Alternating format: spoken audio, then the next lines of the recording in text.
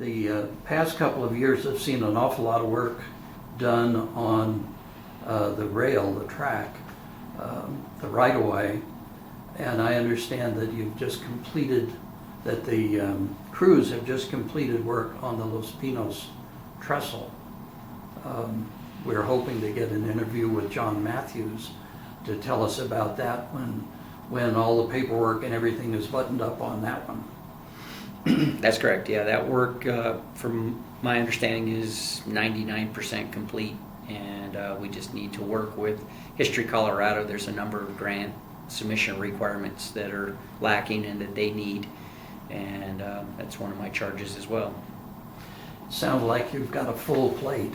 Has anybody warned you about the Friends, this organization of crazy people that come out to Antonito and Chama and like to work with trains? Well, I think without the Friends, the railroad would be in a totally different place. You guys bring a lot of energy and dollars to the organization, and I don't think it could happen without you all. And I look to work closely with the Friends. Tim Tennant was up this week looking over the 463 repairs that our crew and shop crew's doing in Antonito. So I think it's all positive. We'll continue to work together and achieve greatness for the Cumbres and Toltec Scenic Railroad. The last time I was in the commission office, I saw those nice bronze plaques that declared the railroad a National Historic Site. Has locations been selected to put those up? Not that I'm aware of. They're still in the office, so they need to be hung somewhere, and I'm not sure if there's been much discussion yet on that. It's a great achievement that the Friends led, and we need to find some good prominent locations for it. It's a good partnership between the Friends and the commission and management. And have you had much opportunity to visit with John Bush and hear some of his dreams and where he'd like to take things? Some. Yeah, John and I've met half dozen times and talked about various things that are going on with the railroad and shared our visions. I actually think he's a great fit for the organization, and this is a whole new management model for the train, and I think he brings all the resources and skills to accomplish what is necessary. I look forward to working with him. I think the two of us can complement each other and get a lot of work done that the railroad needs. And we need more riders, and I think if we can increase our ridership, that will help immensely. Surely we have projects, and that'll be ongoing. Being a national historic landmark, it's going to take a lot of money to keep us in a positive view of our riders and visitors and rail fans, and I think it's all positive. I know that Railroad John is charged with increasing ridership. Sounds like you're going to have a hand in that too. Well, I think everybody's understanding that we need more riders. We definitely need to increase ridership. But right now, John is in charge of the marketing plan and getting information out to the public. I think it's safe to say that Thomas, Day Out with Thomas, will be back this year. Those are events that he'll spearhead and grow upon that. So right now it's in his camp, but I hope to work with him on some stuff. It seemed like Thomas had a pretty good start last year, brought a bunch of people, and so I'm tickled to hear that it's coming back, because I think that's a thing that draws additional attention to the railroad.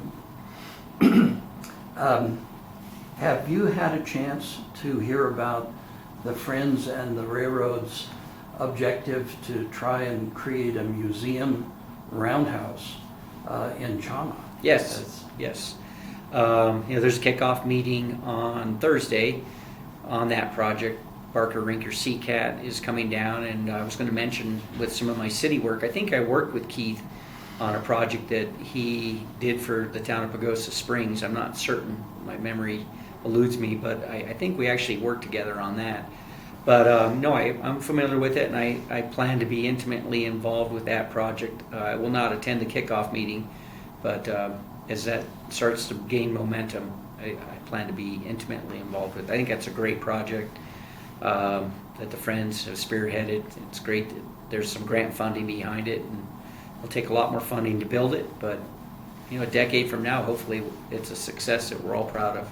The Friends' objective is to increase visitorship, but also increase the length of time that visitors come and spend in the areas.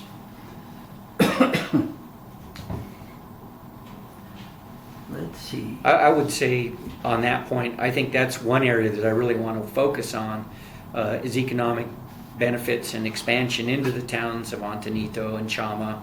And as mentioned, the region, you and I live in Pagosa Springs, and there's quite a few people from here that are associated with the train and take company down there to ride the train. That old saying in Pagosa Springs, there's 2 seasons.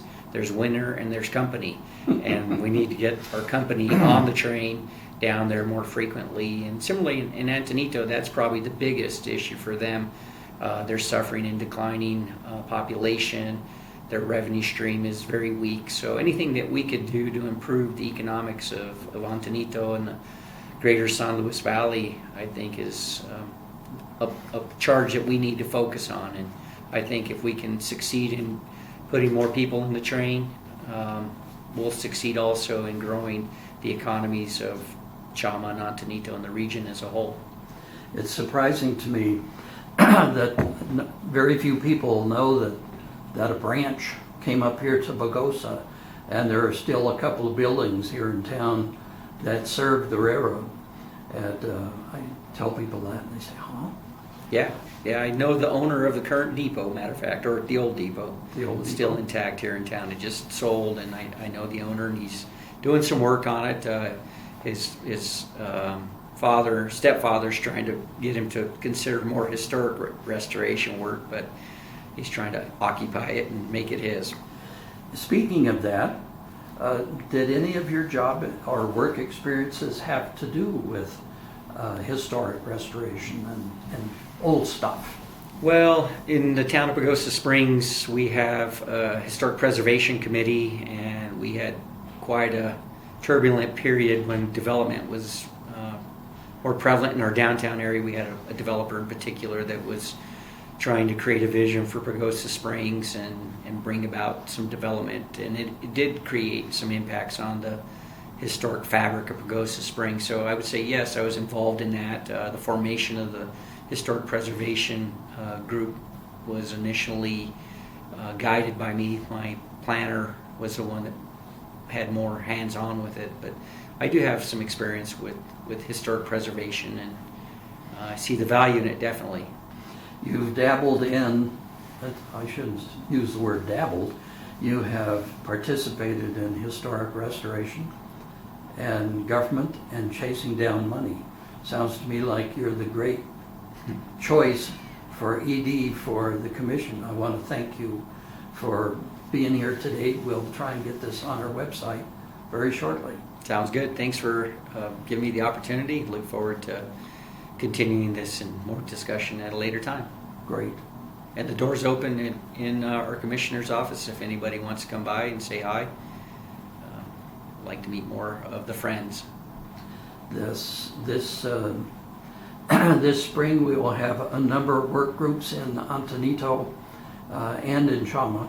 Our May sessions are pretty much devoted to Antonito because the weather's a little more benign there in May than it is in Chama. So If the wind's not blowing. it never happens.